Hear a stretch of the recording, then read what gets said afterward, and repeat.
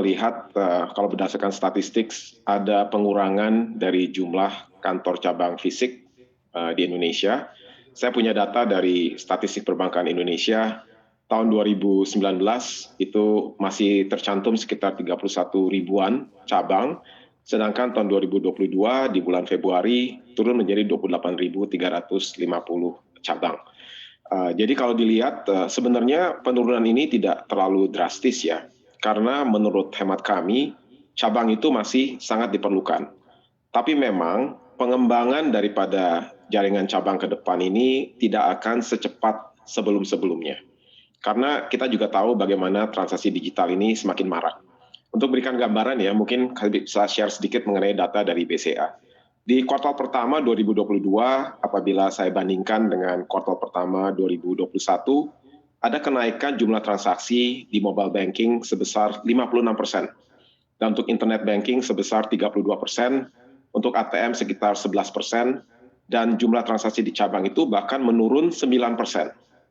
Tapi kalau dilihat dari segi nominal, kita bisa lihat di sini bahwa kalau untuk mobile banking ada kenaikan sekitar 45%, kemudian untuk internet banking dari segi nominalnya itu kenaikannya 20,7%, sedangkan untuk ATM ada kenaikan secara nominal 7,4%, dan untuk cabang masih ada kenaikan 7,3%. Jadi dengan kata lain, transaksi yang besar-besar dan lebih kompleks masih dilakukan itu di kantor cabang. Jadi secara umum mungkin bisa kita sampaikan bahwa tidak serta-merta bahwa cabang ini akan hilang secara sempurna. Cabang tetap diperlukan, bahkan kita tetap mengembangkan jaringan di beberapa kota yang kita belum ada, dan ini sangat dibutuhkan untuk memudahkan transaksi bagi masyarakat. Saya kira demikian.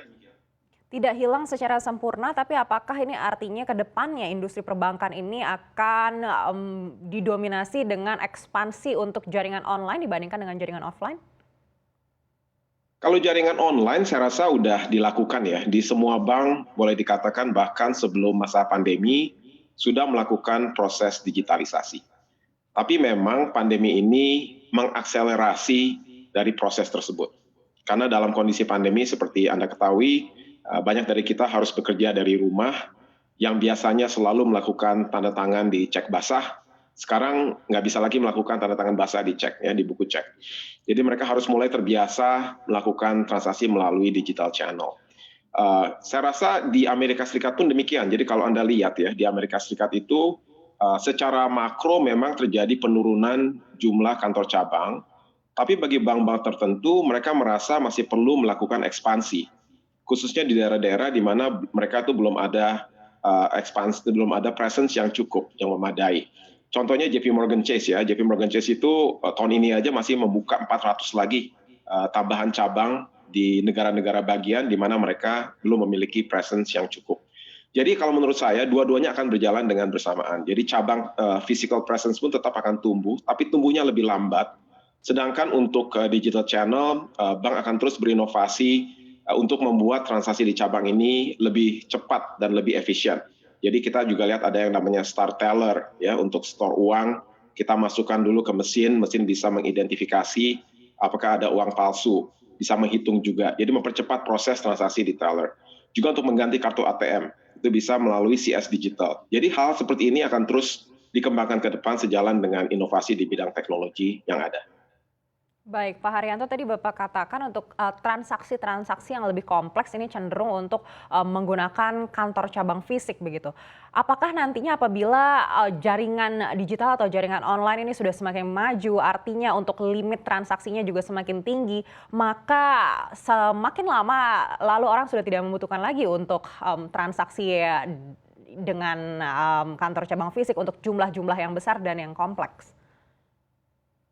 Saya rasa kalau benar-benar sama sekali nggak melakukan di kantor cabang, mungkin tidak ya. Jadi tetap untuk transaksi yang besar, yang kompleks, yang membutuhkan pendalaman lebih lanjut, itu saya rasa masih perlu dilakukan di kantor cabang. Memang untuk transaksi yang skalanya, yang size-nya mungkin sedikit tidak terlalu besar, orang akan beralih dengan menggunakan digital channel. Tapi yang kompleks saya rasa masih akan memerlukan presence daripada kantor cabang.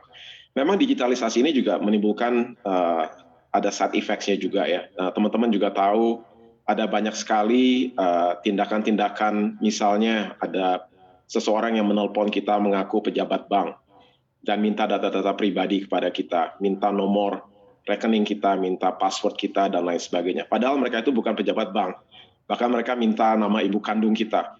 Pejabat bank itu nggak perlu tahu data-data pribadi itu, karena semuanya udah ada di sistem.